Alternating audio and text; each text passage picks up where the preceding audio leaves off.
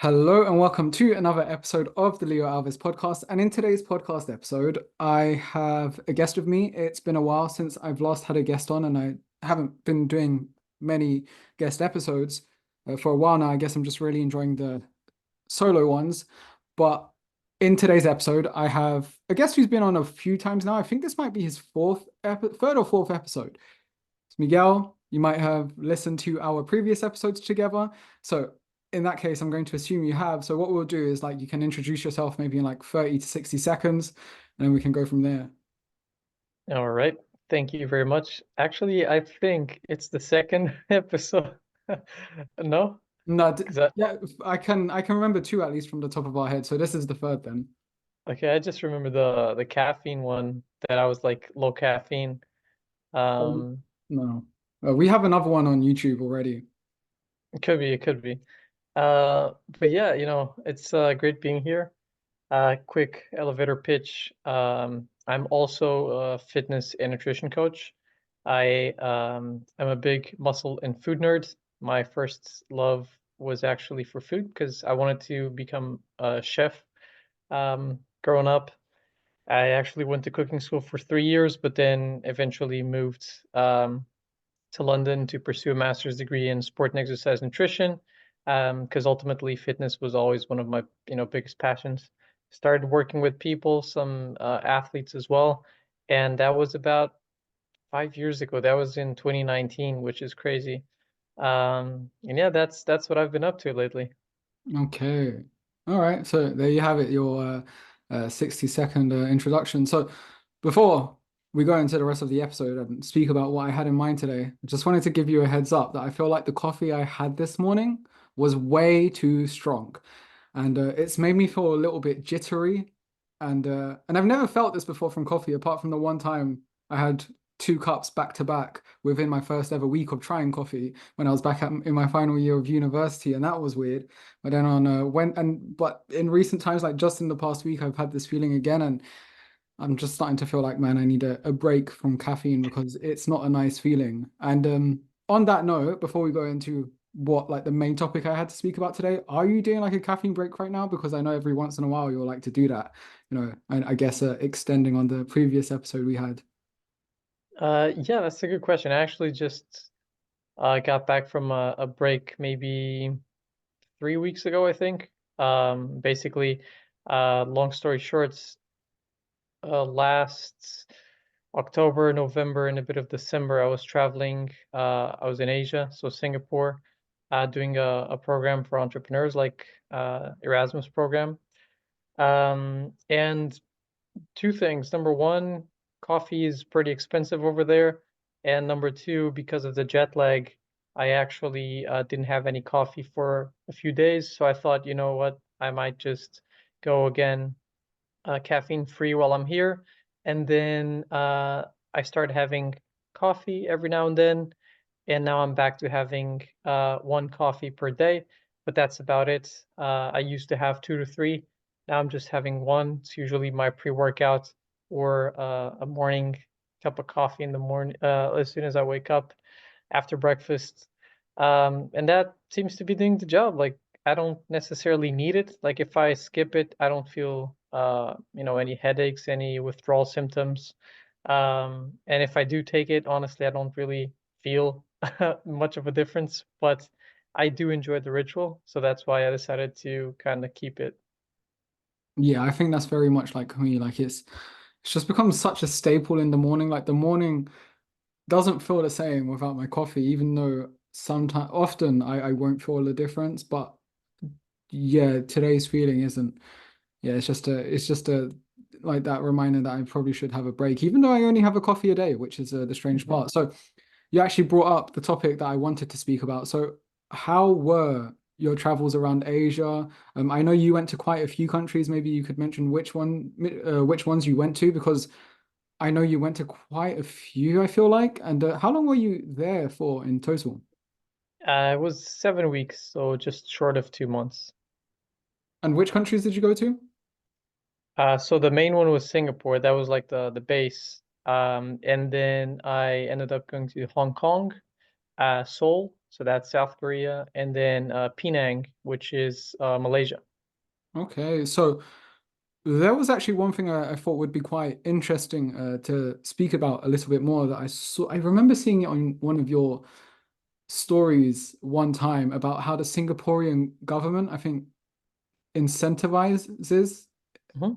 that the population to stay healthy somehow, and I can't remember what that somehow was exactly. I think they subsidize like gym membership or something. I can't remember. Yeah, yeah, Was that it? yeah. So yeah, like tell me a bit more about that if you know more. So I don't know, the full story or all the details, but uh, so long story short, gyms are very expensive in Singapore. Basically, Singapore is a very small, like the city is very small. This means that the rent prices are quite expensive, meaning if you have a gym, you have to pay rent. Therefore, your membership's also going to be expensive because of that. And just to give you an idea, if you're staying short term, which means anything below 3 months, uh, you kind of have to pay, I'm going to call them tourist prices, because if you're staying longer than 3 months, the prices are considerably cheaper. But in my case, I was just staying there again for 7 weeks. Um, and for a month of a basic gym, I was looking at almost, I believe, 200 to 300 euros per month. Yeah, it's insane. And I'm not talking about like a high quality boutique gym. I'm talking about something like if you're in the UK, something like the gym, basic, um, has your equipment, um, type of gym, or I'm not going to compare it to Planet Fitness, but basically it was very expensive for the type of quality you were getting. But this is, circling back to your question, they do have community gyms that were, I think, an initiative by the Singaporean government. And basically, these community gyms are way cheaper. So we're talking about, if you're a tourist, like I was, so you pay per entry. You would pay three three-ish Singaporean dollars. And so the euro is worth more than Singaporean dollars. So I believe it was like 2 euros per entry per workout. And if you're a Singaporean, that's just two Singaporean dollars. So that's like a euro something. And if you're a senior or a teenager, you would have like 50% off. So that's one thing. The other one was, if you're Singaporean, the government actually gives you 100 Singaporean dollars if you join the gym. So that's pretty much, I don't know, it covers you for a lot of sessions. Like, um, my math here is not the best, but it does cover you for a lot. And the cool thing is that you had access to cardio machines, a swimming pool, some, I believe, I'm not entirely sure about this, but group classes and things like, maybe martial arts. I'm not sure about that one. And then you had like a weight section, machines, free weights. Unfortunately, the dumbbells, I think they would only go up to 20 kg, so that's not a lot. And the machines, you had like one of each, and everyone was just hogging them. So one of the downsides is that the community gyms were always packed, but one of the upsides is that, you know, they're a fantastic alternative if you're, short on money, or if you just want to stay active. Wow, yeah, that's pretty cool. And do you have any idea? So you mentioned $100. Everyone gets $100. Is that like per year or No, I month? think that's when you join, like for the first time, because Yeah. they have an app. And Ah, if you sign okay. up for the app, if you're Singaporean, I believe you get like $100, Singaporean dollars worth of credit. Okay, nice. So did you know that, and I don't know if you knew this, so Singapore has the fifth highest life expectancy in the world. Okay, I didn't know that. And that's after Hong Kong, Macau, Japan, and Switzerland. Singapore also has one of the lowest obesity rates in the world. And I'm sure that these two factors, what you've mentioned, is likely going to be contributing. I'm sure it's not the only factor or the only reason why, but I'm sure it's going to definitely be um, a staple because obviously they're encouraging people to go into the gym. Here's $100. I don't know how many sessions that is, but it's going to be enough to at least get you through the door, and hopefully enough times to the point you feel comfortable going there, and you start going there yourself once the $100 has finished. And I feel like that could definitely be one major reason. Do you think, or do you have an idea as to potentially, maybe just from your experience there? I know you weren't there for like a long time, but just from, I guess, the time you were there for, do you have any maybe potential feelings or or reasons why those two factors might be the case in regard to their very high life expectancy and low obesity rate?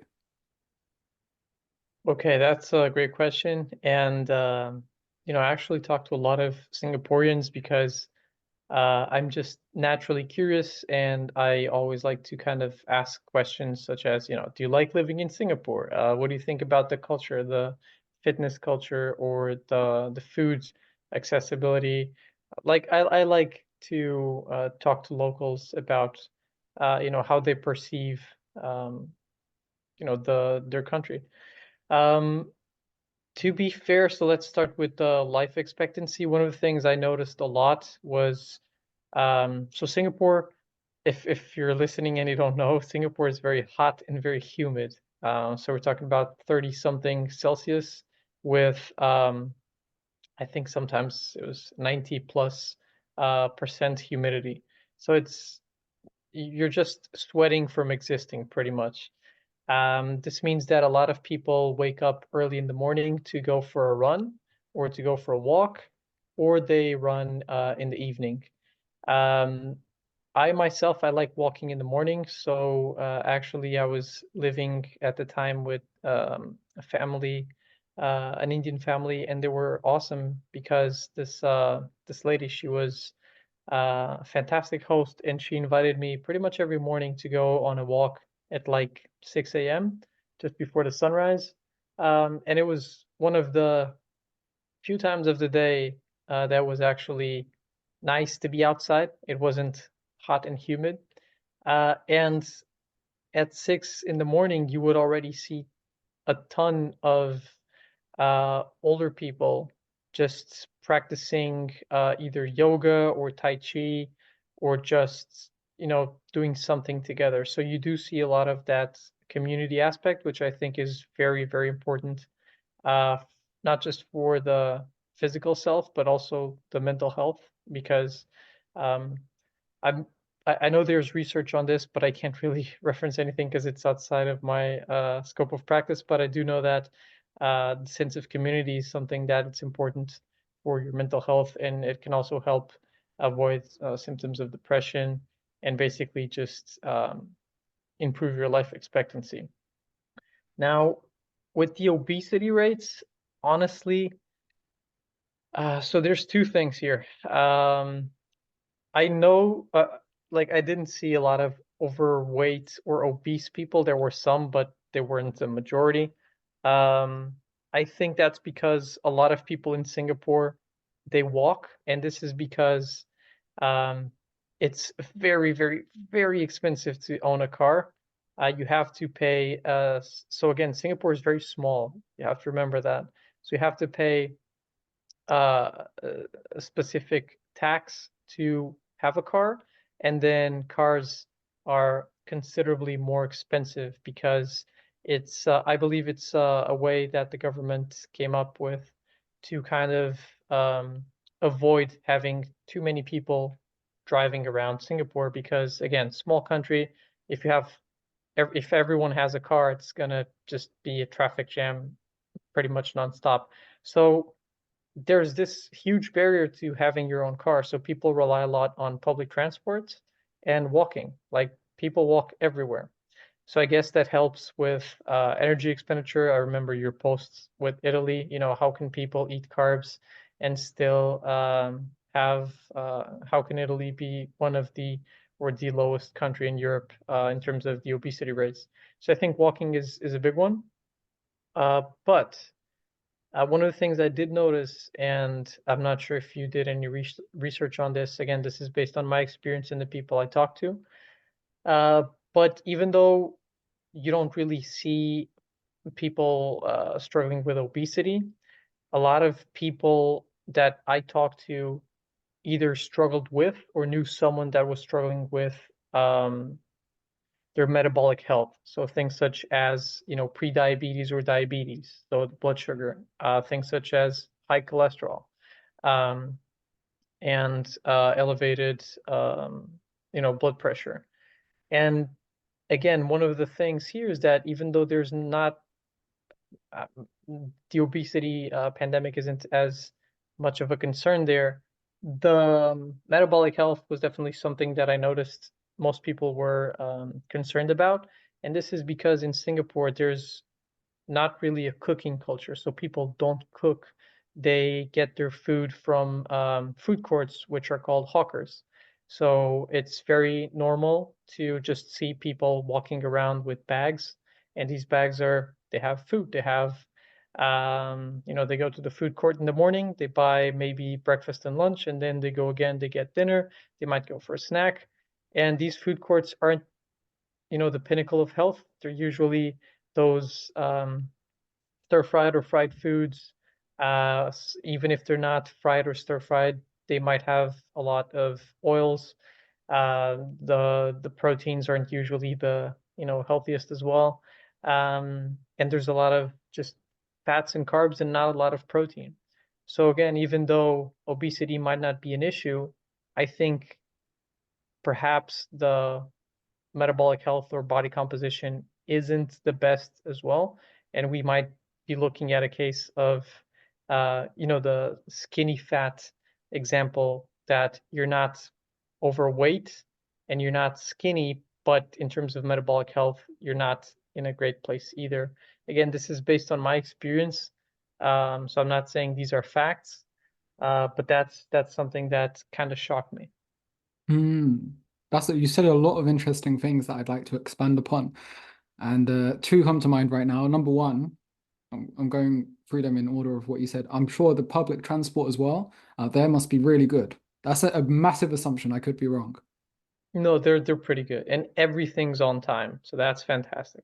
So that's probably another reason why everyone's like, on top of the fact that it's very expensive, like you said, everyone is opting for public transport as well because it's incredibly reliable. Because I'm thinking about when I was living in South London or even in Portugal now. The train can say one time, it doesn't mean anything. So that's one reason. Like it's just not very reliable here. Whereas, yeah, in Singapore, I can imagine it really is. And then the other reason that I wanted to mention was, so you were mentioning that everyone is like staying on top of their readings in regard to maybe like cholesterol or diabetes, etc. This sounds like, and I just got the impression, a lot more. I don't know. Again, we're just going from your experience here. It sounds like there was a lot more awareness around these types of things, or was it just because maybe you were maybe more around maybe a fitness sort of environment, I'm assuming. I don't know. Tell me, because I'm thinking I wouldn't be surprised if that was really the case in Portugal or England, but I feel like maybe it's not being as spoken about because I feel like a lot of people just don't check it unless Mm. something really bad happens. Yeah. But are they just staying on top of it more out there? What's going on? So that's a great question. You actually have a lot of ads wherever you go, especially like around public transportation, like the buses or the subway. You'll just see these ads by the Singaporean government basically saying, have you checked your blood sugar? Have you checked your cholesterol? When was the last time you had, just checked your health? Or I remember seeing some as well for, did you know that the food you're eating in the hawkers, so the food courts, have more than the daily recommended sodium intake? So they do have a lot of just kind of ads to raise awareness. And then it was very interesting. So the people I talked to, they weren't in the fitness scene or space. I talked to, Uber drivers, people I met at food courts, people I met doing tourist stuff. So these were maybe people that don't even care that much about fitness, but they still value their health, or at least, again, it could be my bias. Maybe the people I talk to, they were all into these things. But from a general perspective, it does sound like the government is trying to raise awareness, and people, they are a bit aware, at least from my experience. I think everything you said has been really insightful and very interesting about the ins and outs there, and it's made me curious to experience it as well someday. Um, so yeah, the abs part is interesting to hear because I've never really heard of that being the case in Europe. I don't recall ever seeing it in the US.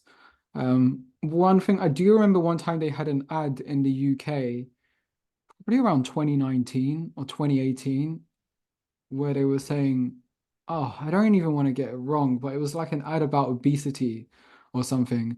And it quickly got cancelled because I I can't remember how the message was phrased again. This was a while ago, but yeah, it just didn't really happen. And that's the only ad that really comes to mind for me. And it probably wasn't delivered in the best way. Again, I can't remember if I don't remember what I thought of it because I can't even remember exactly how it went. And I'm not saying, maybe it wasn't comparable. Maybe they're delivering it a lot better in Singapore. But yeah, that's just an example of the only ad that I remember seeing that a lot of people were speaking about. One thing that makes me quite curious is because you were there for a while, how did you approach your own nutrition then, if you were trying to be mindful of it, or was it just a case of Hmm.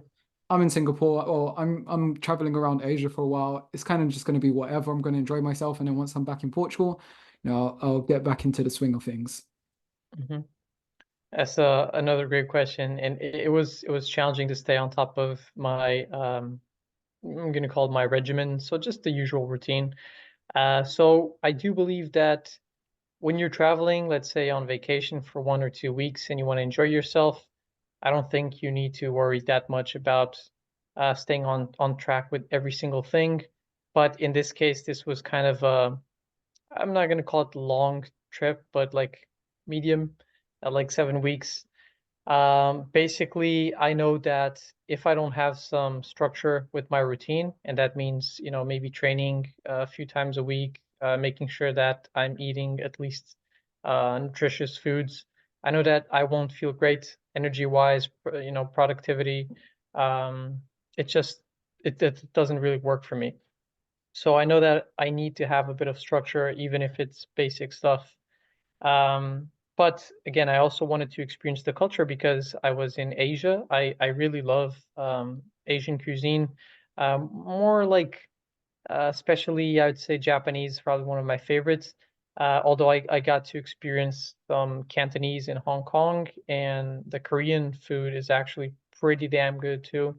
And the Malaysian food. So every But place I everything. went to, yeah, every place I went to, they have some very good food, and other things that I didn't think were that amazing. So especially, with my background in cookery and food production and being a foodie, I wanted to balance the nutrition and also experiencing the culture. Again, I knew that I was only going to be there for 7 weeks.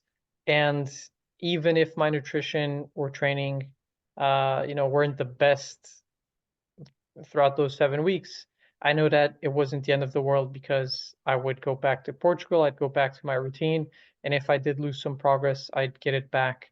Um, to be fair, from a body composition standpoint and fitness, strength, etc. perspective, I lost a bit of muscle, I lost some strength, I gained a bit of body fat. I lost weight, which is interesting as well.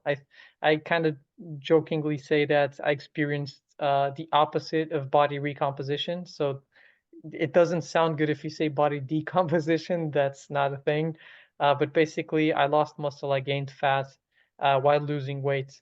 So that wasn't fantastic, but I don't really regret it because it allowed me to I didn't feel restricted. I was, you know, if I was prepping meals at home, I would still eat protein, veggies, whole grains, or just carbs like sweet potato. Actually, Singapore, this is just an interesting fact, but I had the best sweet potatoes like ever in Singapore. And I don't know why, but they were literally just Japanese sweet potatoes, and they were amazing, like super good. I couldn't like I kept buying them because I couldn't uh stop eating them. They were really, really good. So if I was home, I'd eat usually like sweet potatoes. They have like a cool thing about Singapore is that they're like a hub in Asia where you get products from all around Asia. So you have produce from China, Japan, Korea, Malaysia. So I had access to vegetables that I never eat here in Europe, and they were super cheap and quite tasty. So I love cooking, so I bought every week different vegetables, different fruits. Sweet potatoes, I bought them pretty much every week. And then I would just cook with different things, like sometimes soy sauce, sometimes miso, sometimes just a mix of European and Asian. That's when I was home. And then I also um, went to a lot of these food courts to try out the food. One note is that last year, so not last year, 2022, I was in Singapore for a week. So this wasn't my first time in Singapore. And when I was there for the first week, I pretty much tried all the Singaporean food. So this time it was more about trying foods that I already knew I liked, or maybe just trying something different. I would say I went um, like full foodie mode when I traveled to Hong Kong, Malaysia, and Korea. That's like when I didn't care about nutrition because I was only staying there for 3 to 4 days. And again, one hot day doesn't make a summer, so I just enjoyed myself. I ate pretty much all kinds of foods, all kinds of sweets. Maybe I had like a food coma, but it was cool. Yeah, there's a quite a bit. Like that, you first of all, you're making me miss the food from when I was living in Japan. What you were saying about the sweet potato, like there's seasonal foods in Japan where like convenience stores or supermarkets or I guess just local markets will just sell things within one season and then in another they'll switch. And I remember there was a season in which they were selling like it was a supermarket right outside my gym, and they were selling this hot sweet potato, warm, cooked.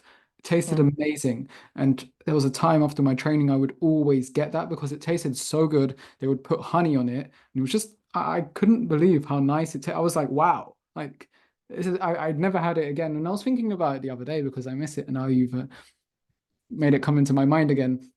And I bring that up for absolutely no reason, just because I needed to I need to share it because yeah, it was just amazing, and I can relate on that part. So with all of that said, and I remember, and I was going to say, what are tips you would give to people if, let's say, they're going away abroad for a while, let's say, and what we can say is assuming let's say they're going away for longer than a week or maybe 2 weeks, because like you said, if you're going for maybe just like 10 days or less, it's kind of whatever, just enjoy yourself more than anything. Like you said, one hot day doesn't make a summer unless you live in England, and and you'll be fine. Like you'll get back on track once you're back in your home country and sort of back in routine, and you'll be fine. So let's assume they're going for longer than like 2 weeks. What would you say to someone who, like, yeah, what's some good advice you'd give to someone who wants to maybe pay some sort of attention to their nutrition and training? Mm. Yeah, so I'm a guy that I truly believe that saying that says, if you fail to plan, you plan to fail. So I like a bit of structure, but I don't like too much structure when I'm traveling. What that means is, if there's something that I really want to try. So, for example, I believe it was in 2022, I went to Italy for the first time, Rome. And they're big on their gelato, Mm, ice cream, right? And I remember, so when I'm in Italy, I definitely want to have some ice cream. That's something I want to do. That's a hell yes for me. So nutrition wise, I knew that ice cream was something that was part of my plans. But let's say I'm not a big fan of um, so this is might be a good example. I'm not a big fan of tiramisu, which is very big in Italy, right? But my brother absolutely loves it. So my brother, in like every single restaurant we went to, and we were eating out pretty much every day. We were only there for, I believe, 4 days. So every lunch and dinner was at a restaurant. Every single time we had a meal, he would ask for a tiramisu because he wanted to see which place had the best one. Like I could, I could have also had one myself, but since I'm not a big fan, I don't really care that much. So for me, that was it wasn't a hell yes. It was like I don't really care if I miss out on this. Although, I would try it every now and then, but it wasn't something that just because it was accessible, I would eat it. And this is a long-winded answer to say that you need to know your priorities and your goals. So if you're traveling for, let's say, more than 10 days and uh, you don't really have a lot of fitness goals, you would just want to focus more on overall health and staying active, I would say, keep prioritizing eating protein with every meal. That's like a staple. Whenever possible, try and sneak in some fruits and vegetables and eat until you're satisfied, not until you're full, because it's very easy to go to a different country. And since, everything's new, everything's tasty, you instead of eating a normal portion, you tend to overeat. And if you do this for a while, let's say 3 weeks, you might get you might gain a bit of weight. Again, it's not the end of the world, but most people wouldn't like that. So again, this is how I structure things is if it's a hell yes, I'll do it. If it's not a hell yes, then I'd rather prep my meals because I really do like my food. I know how to cook food that is tasty and suited to my preferences. So if I can, I'll have that balance, like prep something, let's say for lunch, and then go out to dinner and have whatever I want. But if I find myself going to restaurants like here in Italy every single day, Italy is not a good example because it was only 4 days and I didn't really care that much. But in Singapore, there were days that I went to these hawker centers, the food courts, and I didn't really want to eat, oily foods or stir-fried stuff. So one of the cool things is that Singapore, one of their most famous dishes is called Hainanese chicken rice. And this is basically steamed chicken with rice that was cooked in the chicken's broth and some veggies.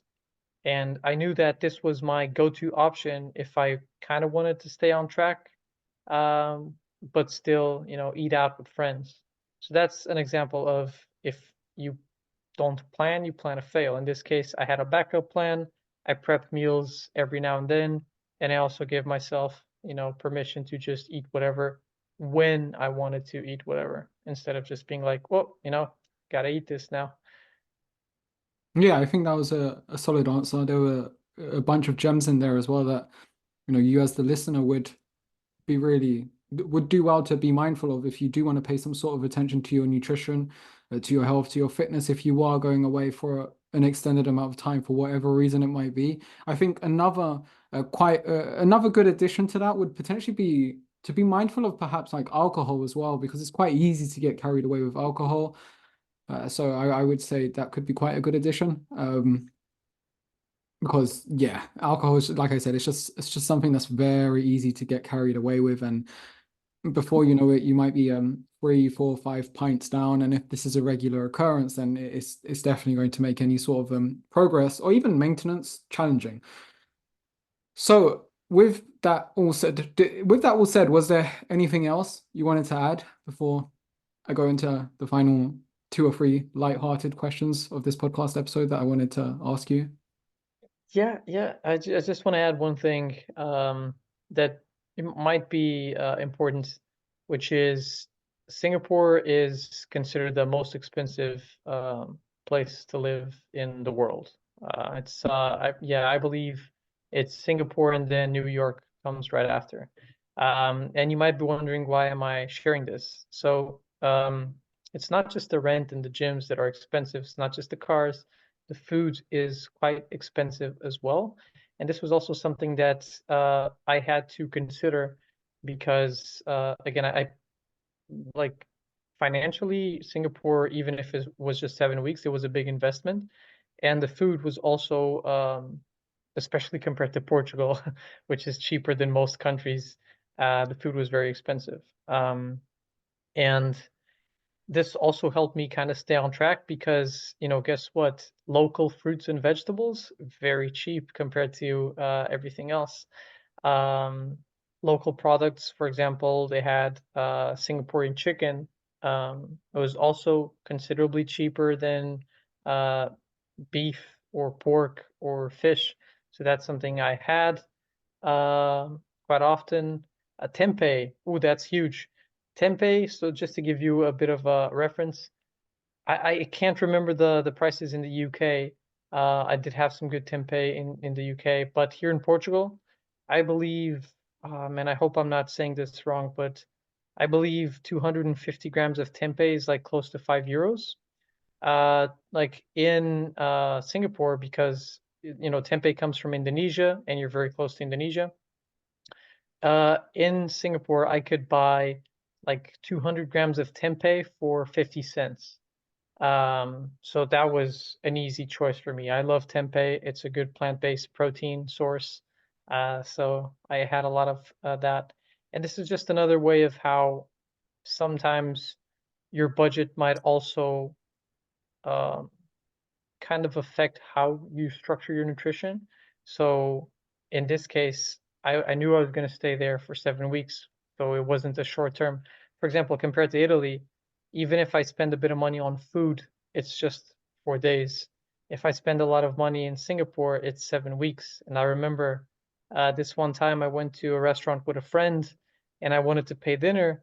At the end of the night, it was 100 Singaporean dollars, which is like uh, close to €80.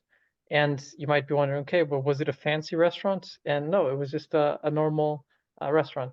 Now, I'm not saying you can't go to a cheaper place. You can definitely find cheaper places, especially the food centers, the hawkers. But overall, it's an expensive place, and that was also something that I had to factor in with my nutrition. Yeah, that makes a lot of sense. Budgeting will be a big factor in regard to a lot of the conversation that we had. Um, so overall, bro, I think there was a lot of gems in everything you said. I think it was very interesting about the some of those insights that you shared about Singapore and why potentially their life expectancy is quite high, why their obesity rates are very low. Um, so before we finish, there were, yeah, like I said, a few light-hearted questions I wanted to ask you. So what was your favorite country out of all the ones that you visited, would you say? You're not the first to ask me that question, and it's always very hard to answer. Um, I would say, so to be fair, I did really like Singapore, but to give a bit of insight, I'm not the biggest city guy, so I prefer a bit of the countryside. I like nature. And Singapore is a big city. I'm not sure if I would call it a concrete jungle because you do have a lot of parks, and some of them are pretty cool. It reminded me of London um, in the sense that London, it's a big city, but you also have those parks here and there. Uh, but so man, this is tough. But basically, I really liked Korea, like Seoul. South Korea was really nice because even though it was a city, it had a different culture. The food was very, very good. The people dressed differently from Singapore. Um, the neon signs, like on the buildings, and just kind of wandering around and exploring. There was also a national park 45 minutes away from Seoul, so I took a bus at like 6 in the morning and I went for a hike, and it was -3 degrees. So that's, yeah, -3 Celsius. And I was just going up the mountain by myself, like 7 in the morning. And I thought, man, this is amazing. Like 45 minutes ago, I was in the heart of the city. Now I'm in a national park. So I think Korea was awesome, but Hong Kong was also really cool, especially because I visited a friend of mine that lives there. So, she's a local, she speaks the language, she knows the restaurants. She showed me a lot of fantastic places. So, both, I'd say Hong Kong and Korea were the highlights for different reasons. Um, but yeah, I think every place I've been to, like, they had their pros and cons. Okay. And considering we discussed so many different types of foods and dishes, from your entire time there, if there was like one meal or one snack that you would love to have again, is there one that comes to mind? Okay. So, uh, I can think of one from each place. So, for example, Singapore, they have this coconut egg jam that um, it's called Kaya. So that's Kaya.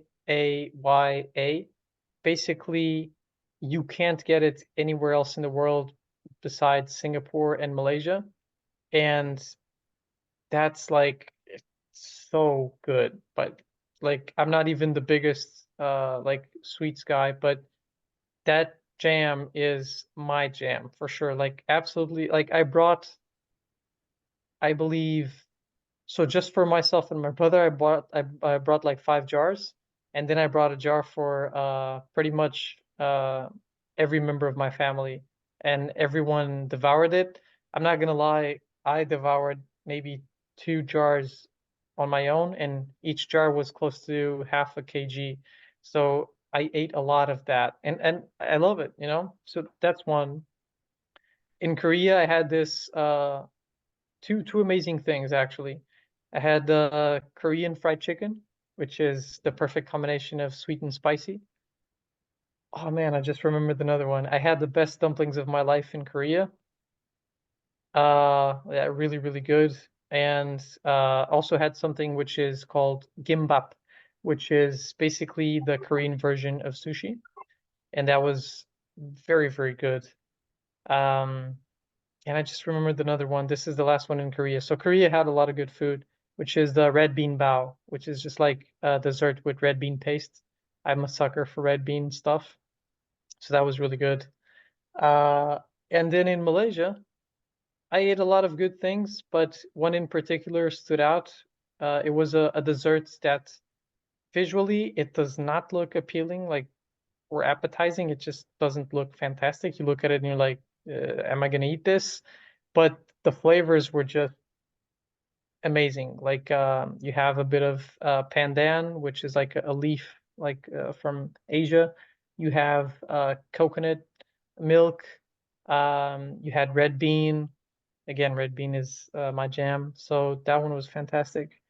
And I know I didn't mention Hong Kong yet, but Hong Kong also had one thing I just remembered, and that was possibly the best thing I ate in 2023, which was salted egg custard bun, which is Nice. basically, imagine, the Chinese bread, like the fluffy bao, That with, sounds nice. yeah, with salted egg custard, but they call it molten lava, so it's really, really hot.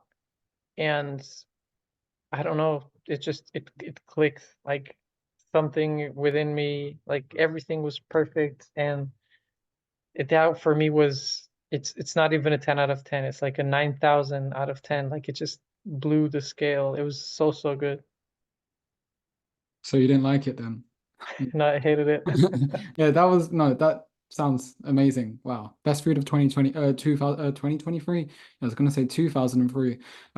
Okay. Yeah. Well, I have a list of foods that I need to try if I ever go to those countries now or when I go. And one last question, do you have any other travel plans coming up?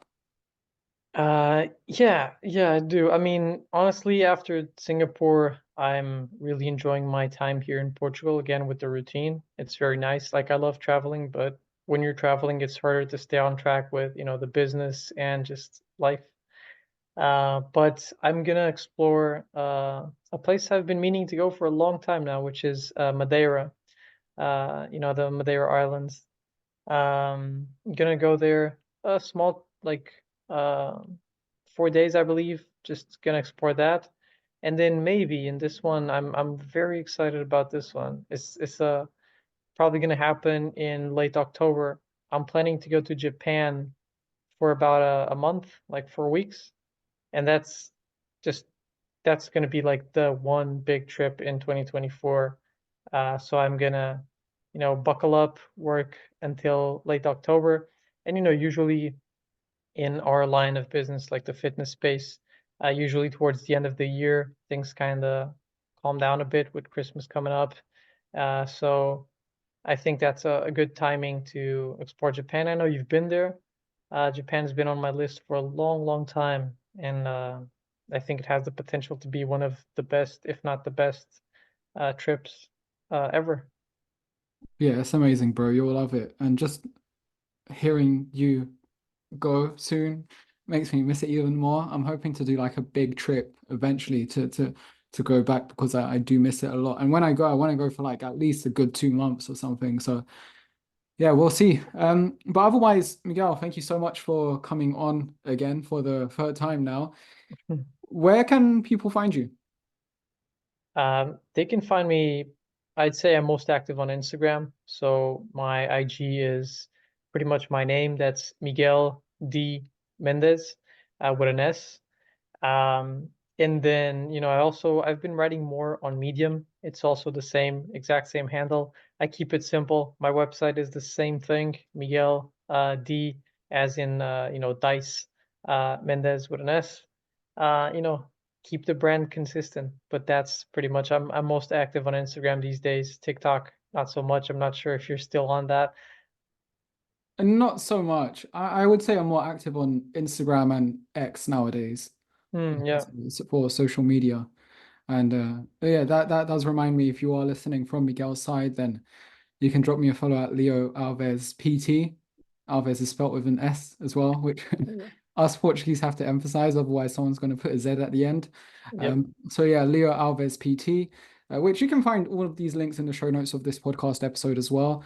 And so you can just click on there if you want to find more. Or yeah, if you enjoyed this podcast episode as well, then do be sure to subscribe, potentially leave it a review, and so you can hear more in the future. Otherwise, Miguel, thank you again so much for coming on. That was a very fun conversation, which I didn't actually plan for. But like I said, I always just come up with these things whilst I'm on the spot.